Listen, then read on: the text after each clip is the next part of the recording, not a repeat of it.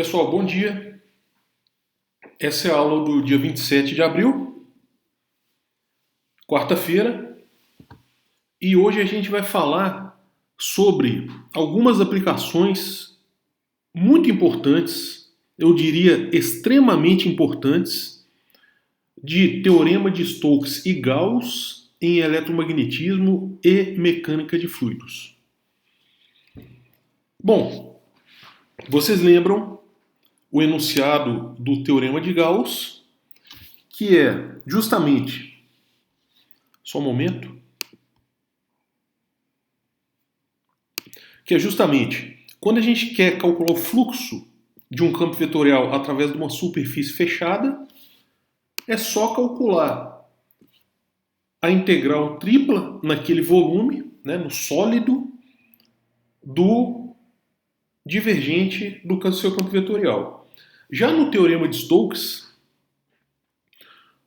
o teorema de Stokes fala que a integral dupla do rotacional, né, ou seja, o fluxo do rotacional numa certa superfície, será a integral de linha na curva que é a fronteira dessa superfície. Um corolário disso é o seguinte: na última monitoria, um aluno me perguntou exatamente uma pergunta extremamente importante, né, uma questão muito importante. Se a superfície for fechada e não tiver fronteira, significa que o fluxo do rotacional sempre vai ser zero. Porque a integral de linha em uma curva que é zero é exatamente zero, né? Então, o teorema de Stokes ele nos diz que existe uma curva que é a fronteira de uma superfície, né? Então, se a gente integrar, né, a pergunta do aluno foi exatamente essa. Se a gente pegar a esfera, a casca esférica, né, que é uma superfície, ela é fechada, ela não tem fronteira. Portanto, o fluxo do rotacional é automaticamente zero pelo teorema de Stokes. Então, fica a dica e prestem atenção em problemas cujas as superfícies forem fechadas. Tá? Bom, a primeira aplicação que a gente precisa ver é mecânica de fluidos. A gente vai considerar aqui uma superfície e um fluido escoando para fora da superfície, tá? De dentro para fora da superfície. Vocês podem pensar nisso como ar, como água, enfim, o fluido que vocês quiserem. Tá? Vamos pensar isso como água, né? Que é uma aplicação mais interessante. Hidrodinâmica ou o ar, cujas aplicações na aerodinâmica são bastante profusas também. A gente considera um fluido com densidade ρ, né, densidade volumétrica, ou seja, a massa sobre o volume, massa do fluido m, e o fluido escoa com a velocidade v através da superfície. Lembrem que esta velocidade v, como v é a velocidade, é um campo vetorial, ou seja, em cada ponto da superfície, esse campo vetorial tem um valor. Né? Ou seja, campos vetoriais não são constantes. Eles dependem do ponto onde eles são avaliados. O fluxo deste campo através de S simboliza a vazão, né, sobre a área. A gente já viu várias vezes.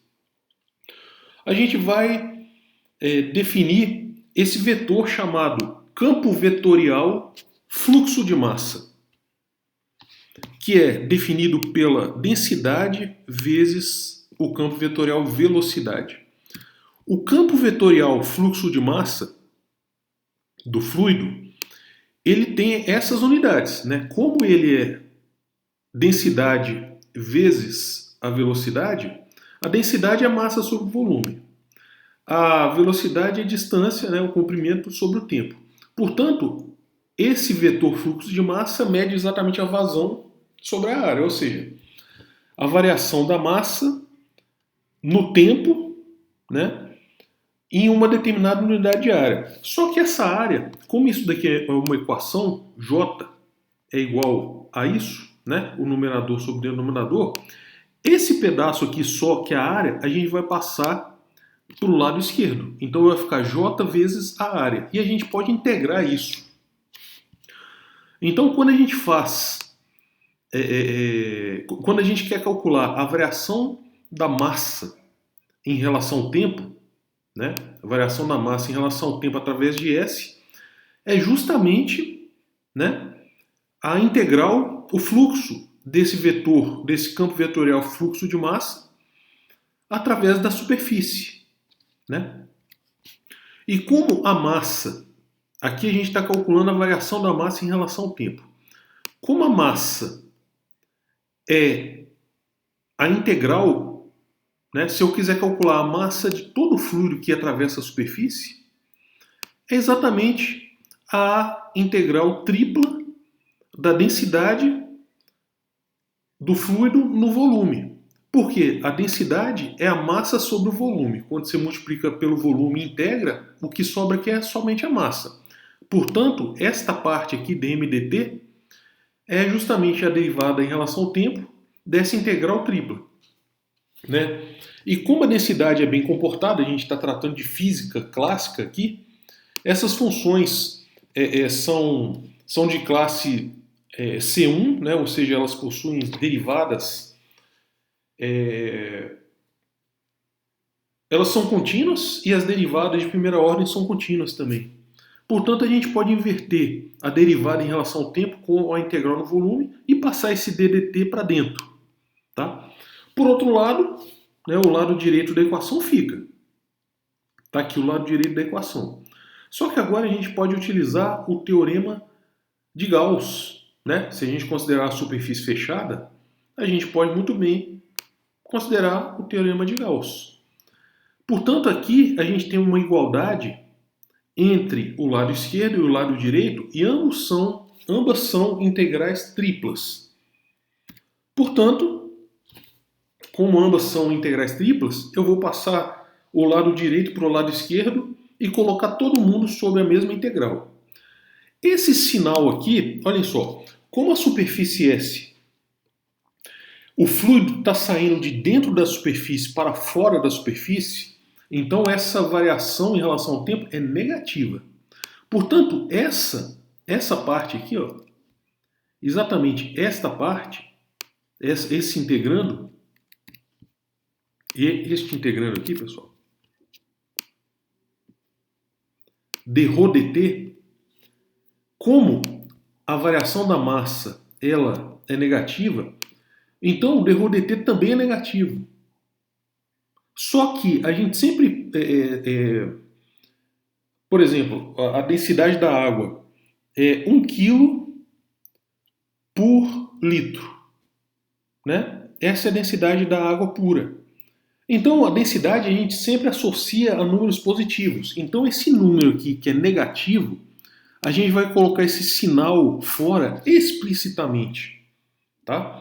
Para que essa quantidade, como ρ a gente associa como uma quantidade positiva, então a gente tem que enfatizar que isso seja negativo. Beleza? Como a integral tripla no volume, em qualquer volume, é igual a zero, significa que o integrando todo é igual a zero. Ou seja, a gente caiu nessa equação que se chama equação da continuidade, que é uma das equações mais importantes em mecânica de fluidos. Ou seja, a variação da densidade em relação ao tempo mais o divergente desse campo vetorial J é igual a zero. Como J é igual a ρ vezes velocidade, nos livros de mecânica de fluidos, essa equação é mais comumente usada. Essa equação daqui. Tá? Agora a gente vai entender por que na primeira aula a gente tratou de fluidos incompressíveis. Tá? Não confundam incompressível com incompreensível. Por favor. Olha, quando a densidade é constante, a densidade do fluido é constante, a variação dela em relação ao tempo é igual a zero. Então, essa parte aqui da equação da continuidade, esta parte daqui, o d rho dt, essa parte daqui é igual a zero. O que sobra somente é o divergente do J é igual a zero. Tá? E como J é ρ, esse ρ é constante, ele passa para fora desse cálculo do divergente. Então, falar que um fluido é incompressível, ou seja, a densidade é constante, é a mesma coisa que afirmar pela equação da continuidade que o divergente do V é igual a zero. Né? Ou seja, essa denominação é comum em cálculo vetorial e tensorial, porque a gente havia falado, inclusive nas listas, que qualquer campo vetorial que satisfaça divergente do campo igual a zero, ele é chamado incompressível, exatamente por essa razão. Tá? Todo campo, em particular, todo campo rotacional, ou seja, todo campo vetorial que for rotacional de outro campo vetorial, ele é incompressível. Porque a gente já calculou, né, na sala e na lista também, na lista 2, que o divergente do rotacional é igual a zero para qualquer campo vetorial de classe C2. Né? Então, todo campo rotacional, o divergente dele vai ser zero. E a gente viu que qualquer campo que satisfaça divergente do campo é igual a zero, ele vai ser incompressível. Então, todo o campo rotacional é incompressível. Agora, uma outra aplicação, né, é exatamente ver qual que é o sentido de que esse sistema de 4 equações de Maxwell acopladas, qual que é exatamente o sentido dela. Essa é a forma diferencial das equações de Maxwell. A gente está tratando primeiro o caso do vácuo, né? Então essas 4 equações aqui acopladas, e esse E em negrito é o campo elétrico e o B é o campo magnético. Então essas são as equações de Maxwell na sua forma diferencial no vácuo. A gente quer entender qual que é o sentido delas na forma integral, ou seja, algo que vocês já viram na disciplina Fenômenos Eletromagnéticos. A primeira observação a gente já viu em sala que esse sistema de equações, se a gente utilizar propriedades apropriadas do rotacional, a gente já mostrou em sala, né, que essas equações, esse sistema de equações implica que o campo magnético satisfaz uma equação de onda homogênea, ou seja, ele é descrito por uma onda. Façam esse exercício, calculem para esse campo, né, essa solução, uma onda. O campo magnético é proporcional a cosseno de ômega t menos o vetor de onda produto escalar com o vetor posição mais uma constante. Isso aqui é uma fase. A gente chama isso daqui de uma fase. Desde que a norma desse vetor de onda é ômega sobre c. Tá? Então é um bom exercício, a mesma coisa para o campo elétrico.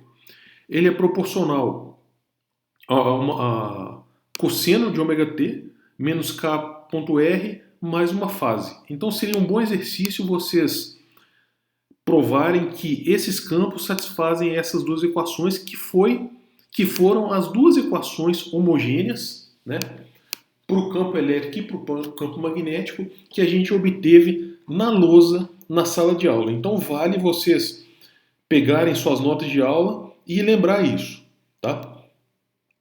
Porque hoje a gente vai ver o caso onde não é um vácuo, tá? Ou seja, esse caso aqui mais geral. A gente tem aqui ρ, que aparece nesta equação, é a densidade de carga elétrica. Tá?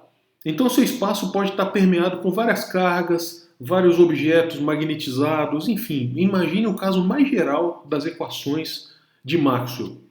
Essa daqui é a lei de Faraday, Essa daqui, a primeira equação, é a lei de Gauss. Esta terceira equação, a gente vai ver hoje, finalmente, por que a interpretação dela é o fato de que não existe monopólio magnético. Ou seja, até hoje não observamos monopólio magnético, porque tem muitas teorias que predizem que o Dirac provou que a carga elétrica é quantizada se existe um monopólio magnético, né? Então, até hoje ninguém observou o monopólio magnético, tá? Lei de Ampère, essa quarta equação. Essa constante aqui, epsilon zero, ela é chamada permissividade elétrica do vácuo e ela tem esse valor aqui nessas unidades. Esse valor não é importante para a gente, que a gente não vai fazer nenhuma conta numérica. A gente vai fazer um exemplo depois, utilizando alguns números, mas essa constante a gente vai deixar mesmo escrito epsilon zero. C é a velocidade da luz, tá? A permissividade elétrica, ela mede, se vocês quiserem saber, né, o que ela significa, ela mede justamente como um material responde pela polarização, né? Como um material, quando a gente incide um campo elétrico nesse material, como que ele reage, como que ele se polariza, né? Bom, da primeira equação, vocês já viram que em aula, né, isso daqui vale para qualquer campo vetorial, que se o divergente do campo for igual a zero, então esse campo ele é o rotacional de alguém, de um outro campo. Tá? Nesse caso em particular, onde a gente está tratando do campo magnético, a gente chama esse potencial de potencial magnético. Ou seja, como essa equação daqui vale, o divergente do B é igual a zero, então a gente pode afirmar que o B, o campo magnético, é o rotacional de alguém. Ou seja, o potencial magnético ele gera o campo. Ou seja, dado o potencial magnético A, esse A boldface, então o campo magnético ele é gerado através do rotacional deste campo, né? Exatamente por isso, porque o rotacional, o divergente do rotacional é zero para toda função de classe C2. Aqui, B, o campo elétrico e o campo magnético são funções físicas bem comportadas, campos físicos bem comportados, né? Então a gente assume que eles sejam de classe C2. Agora, olhem só, como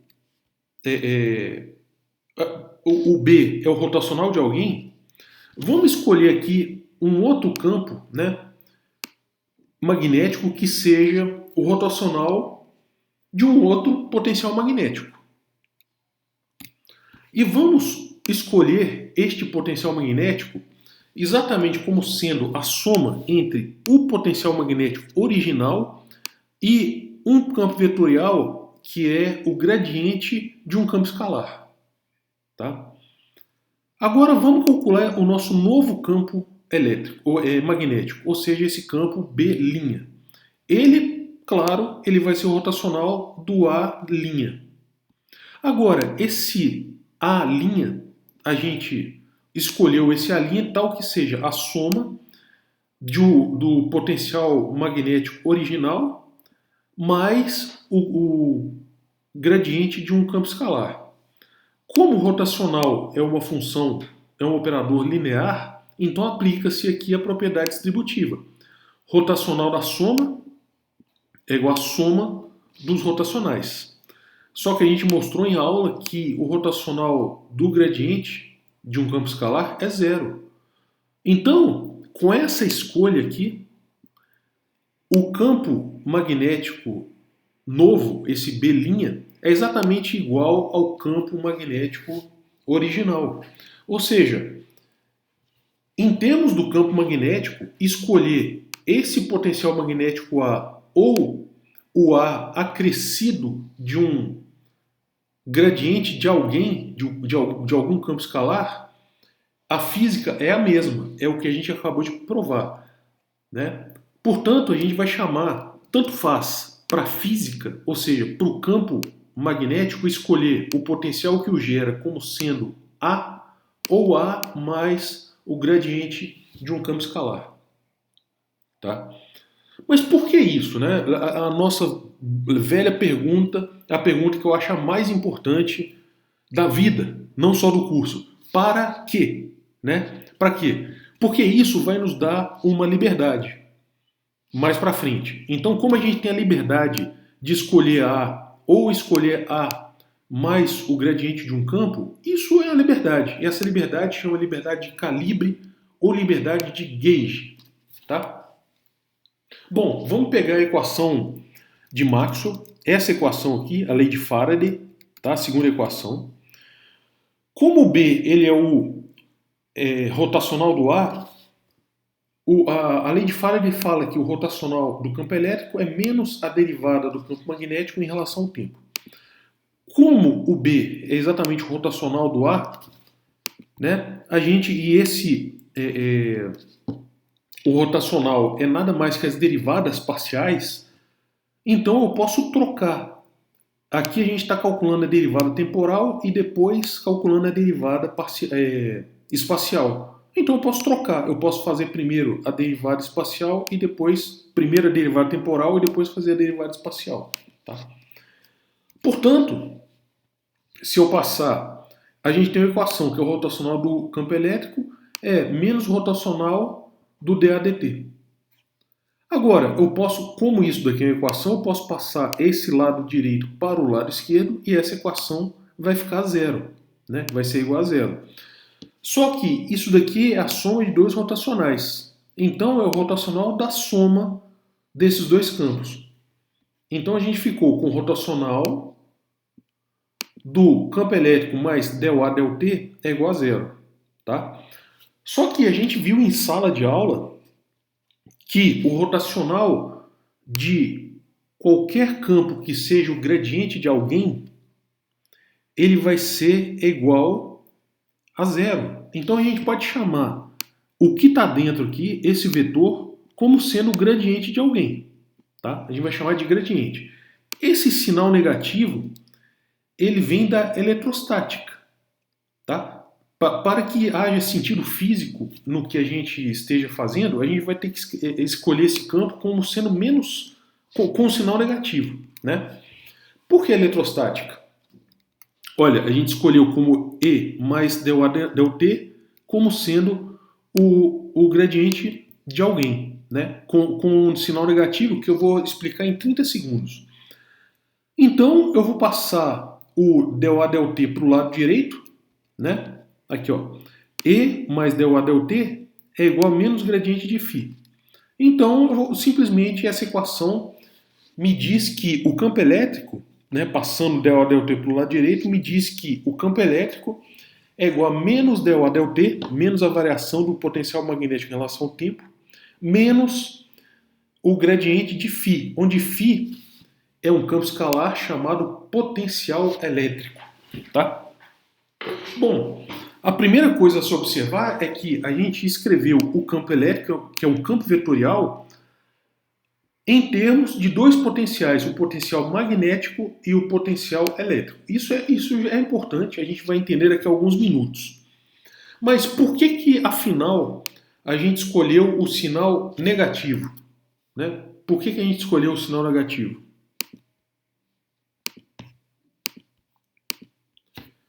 Bom, o sinal negativo vem do que vocês já aprenderam em fenômenos eletromagnéticos, na disciplina Fenômenos Eletromagnéticos.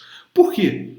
Quando a gente tem o caso eletrostático, ou seja, os campos não dependem do tempo, então a variação do A, se ele não depende do tempo, em relação a T, é igual a zero. Ou seja, a gente tem exatamente o E é menos o gradiente de φ. Né? Ou seja, naquele caso que vocês estudaram em fenômenos eletromagnéticos, aqui a gente tinha uma superfície, uma carga elétrica positiva no centro e o campo elétrico ele é radial. Né? Então a gente tem aqui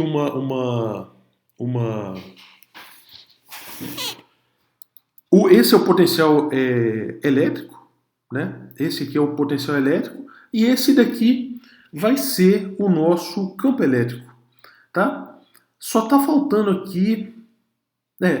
tá tudo certo aqui. Tá? Então a derivada de 1 sobre r é menos 1 sobre r quadrado. Então aqui ficaria um sinal negativo e o sinal é positivo porque a carga é positiva. Tá? Bom, então a gente tem essa equação e agora a gente quer analisar qual que é a consequência de que aquela nossa escolha original ela influencia nessa equação para o campo elétrico. Vamos lá. Olhem só, o campo elétrico, né, pela equação que a gente chegou, é exatamente menos deu t menos gradiente de φ. Agora, esse A, que é o campo magnético, o potencial magnético original, está aqui. Então, ele é igual a linha menos o gradiente de F, tá? Que F é um campo, é a nossa escolha de calibre original. Então, eu vou considerar o A, esse A aqui, como a linha menos gradiente de F. E como é uma derivada em relação ao tempo, aqui a gente tem uma subtração, então vai ficar menos a derivada do A' em relação ao tempo, esse sinal negativo com esse sinal negativo vai ficar positivo, o que vai sobrar aqui é a derivada em relação ao tempo do gradiente. E aqui eu só troquei a ordem das derivadas porque f é bem comportado. Tá? Então aqui eu posso agrupar. Aqui é o gradiente do ΔF ΔT e aqui é o gradiente de φ. Então eu posso colocar em evidência o gradiente e chamar essa função de φ'. Por quê? Olhem, como a gente mostrou no slide anterior, nesse slide, que com essa escolha o B ele fica invariante, então é de se esperar também que o E fique invariante. Então, para que o E fique invariante, ou seja, como a gente chamou essa função de φ', então a gente tem um novo campo elétrico, que é menos ΔA' ΔT menos o gradiente de φ'. Então, isto daqui, o E' vai ser exatamente o campo elétrico original se a gente denotar uma nova função φ' é igual a φ menos ΔF ΔT. Tá? Portanto, a gente acabou de mostrar que E e B são invariantes perante transformações de gauge, né? ou calibre, ou essa liberdade, se os potenciais, eles simultaneamente, eles concomitantemente, se transformarem ao mesmo tempo por essas duas funções. Tá bom? Então essa chama-se invariância de gauge, ou invariância de calibre. Bom, dessa equação de Maxwell, que é a lei de Gauss, e como já mostramos que o E é menos a derivada do A em relação ao tempo menos ΔΦ, segue-se que, bom, é só substituir essa expressão do E aqui, tá? Então, divergente do E é igual a ρ sobre ε0. Bom, divergente aqui, divergente do gradiente é exatamente o laplaciano. Então essa parte está aqui. E agora ficou, como o divergente é simplesmente a derivadas parciais espaciais, né, em relação às coordenadas espaciais, e aqui é uma derivada em relação ao tempo, então eu inverto isso também e faço a derivada em relação ao tempo das derivadas parciais, tá? Espaciais. Portanto, vamos guardar essa equação, que é a equação do potencial elétrico e uma equação do potencial magnético. E vamos para frente. Da equação de Maxwell, essa daqui é a lei de Ampère, que a gente vai ver daqui a 20 minutinhos ou menos o que ela significa, vamos substituir como B, o campo elétrico, o campo magnético, é o rotacional do potencial magnético. Então vamos aqui só repetir a equação e substituir. Aqui, para o campo magnético, a gente substitui o rotacional do ar. Tá? E para o campo elétrico, nessa equação, a gente substitui pela expressão dele, em termos dos potenciais. E agora é só abrir. Agora é só abrir. Tá? Olhem só. Primeiro, quando eu abro aqui a derivada em relação ao tempo, sinal negativo, sinal negativo. Derivada em relação ao tempo, derivada em relação ao tempo. Então vai ficar aqui mais derivada segunda do potencial magnético A em relação ao tempo. Tá? E aqui vai ficar menos a derivada em relação ao tempo, menos o gradiente de φ. Ó, tá aqui, mais gradiente da derivada do φ em relação ao tempo. Tá bom? Agora, essa parte aqui, ó, rotacional do rotacional de a gente já mostrou em sala que ela é igual ao gradiente do divergente menos o laplaciano de A. Isso eu mostrei na lousa. Tá? Quem não lembra, olha lá no caderno. Ou façam de novo para treinarem. Tá bom? Então, nessa parte aqui que tem o rotacional do rotacional, a gente substitui essa expressão. Tá? E o que fica agora, lembra lá que a gente tinha uma liberdade? Então era exatamente como se o gênio da lâmpada falasse para você: olha, você tem um desejo, né? Então a gente tem que, o nosso desejo aqui é resolver essa equação. Só que essa equação, ela tem campos, ela é acoplada, ela tem um campo φ, ela tem um campo J, tá? Que é a densidade de corrente, e ela tem o campo A. Então está aqui o nosso momento da gente usar o nosso desejo. Ou seja, a gente tem uma liberdade.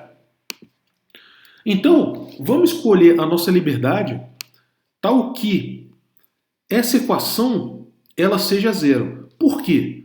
Olhem aqui em azul, nessa equação aqui de cima. Aqui a gente tem o gradiente do divergente de A. E aqui a gente tem, né, vezes c quadrado, que é a velocidade da luz ao quadrado.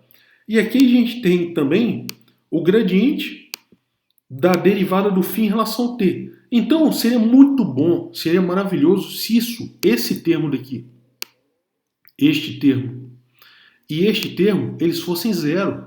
Então a nossa liberdade está aqui. Essa é a nossa escolha. Na verdade foi o Lorentz que escolheu isso no começo do século retrasado, não, do século passado, né? No comecinho dos anos 1900. E, pessoal, foi até antes, viu? Foi até antes. Foi antes da virada do século. Enfim, o Maxwell não gostou muito não, porque ele gostava do chamado gauge de Coulomb, mas não vamos entrar em detalhes aqui não. Portanto, essa é a nossa liberdade. Eu vou fazer com que esse termo mais esse sejam zero. Então essa equação aqui de cima ficou somente c quadrado menos o laplaciano de A. Está aqui, tá? Com sinal negativo. Ficou derivada do A em relação ao tempo. Derivada segunda do A em relação ao tempo. Está aqui. O c quadrado simplesmente passou aqui para baixo. E o J sobre ε0. Também vou passar o c quadrado para baixo e vou inverter o sinal.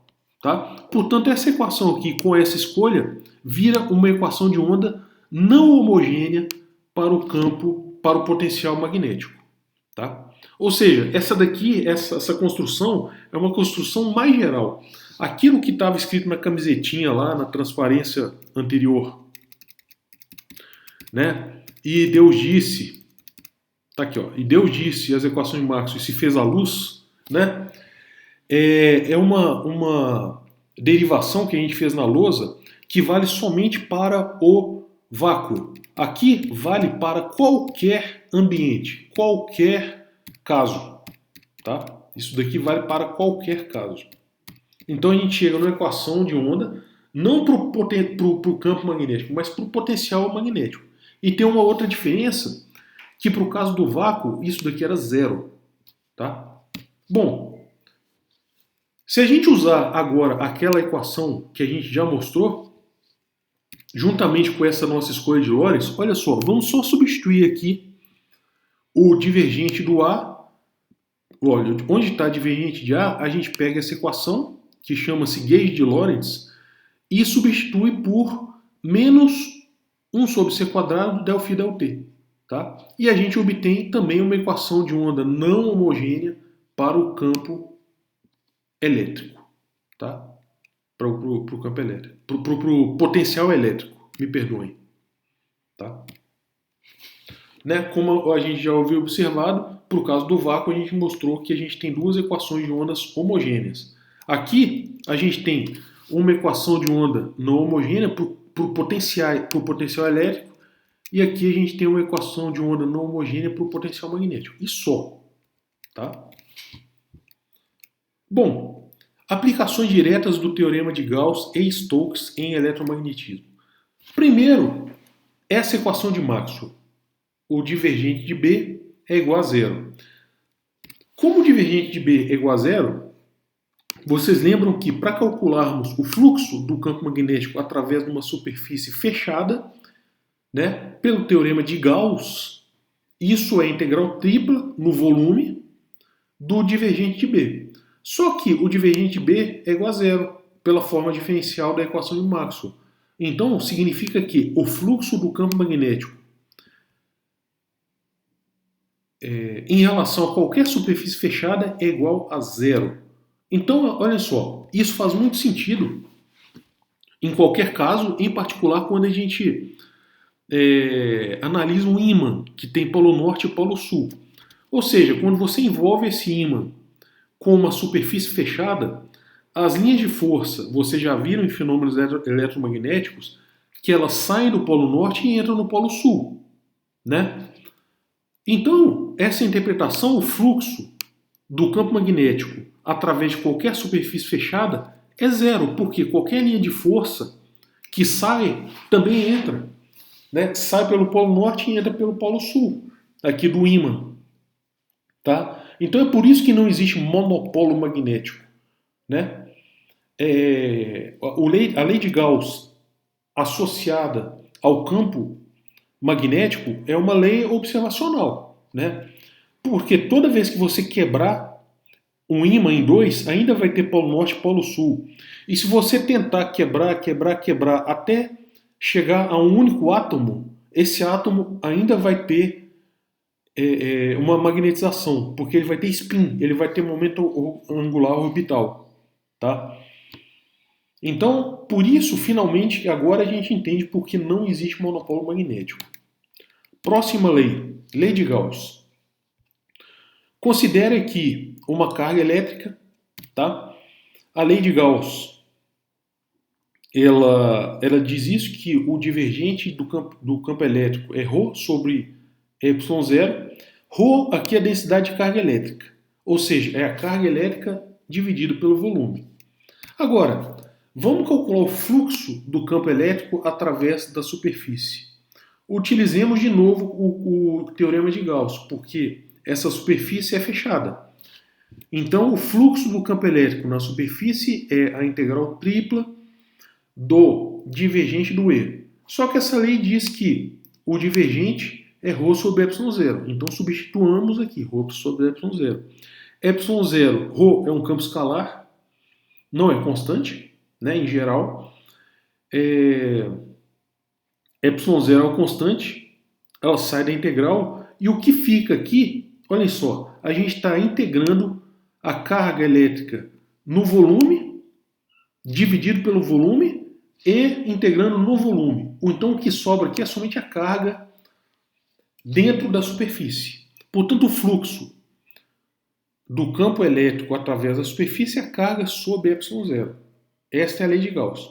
Agora, o campo elétrico de uma carga, vocês já viram lá em fenômenos eletromagnéticos que ele é radial, ele sai da superfície, ele é sempre radial, né?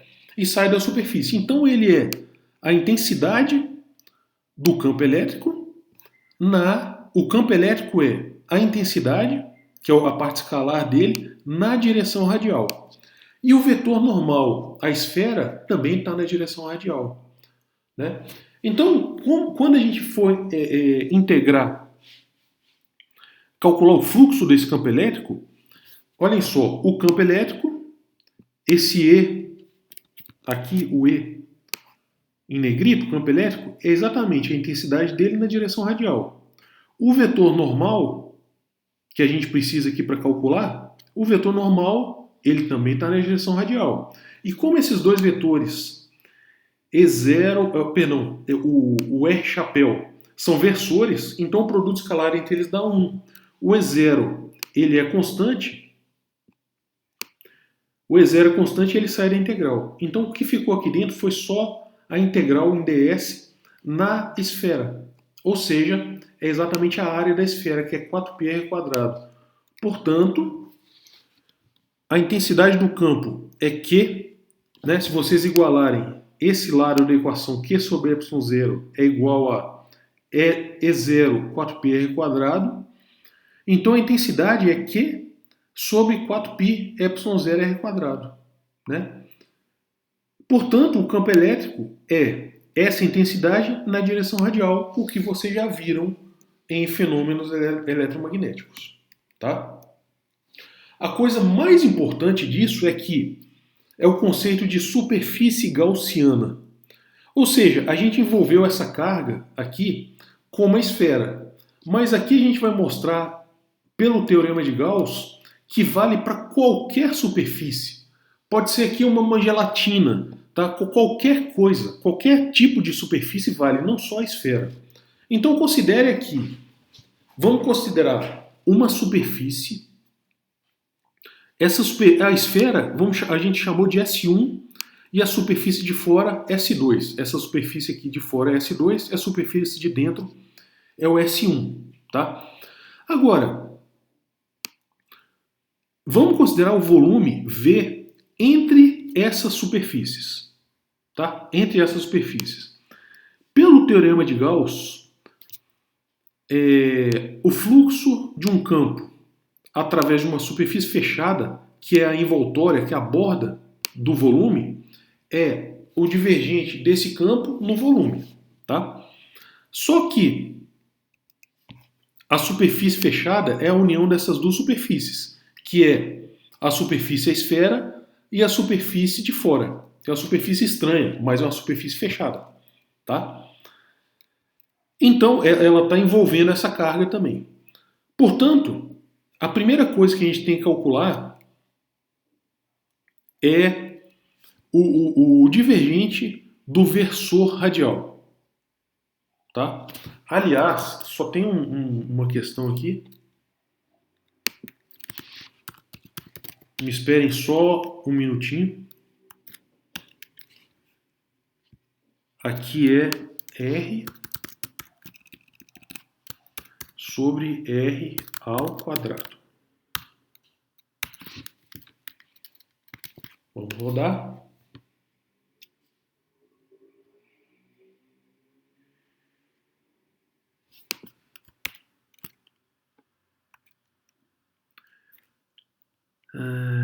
R sobre R quadrado.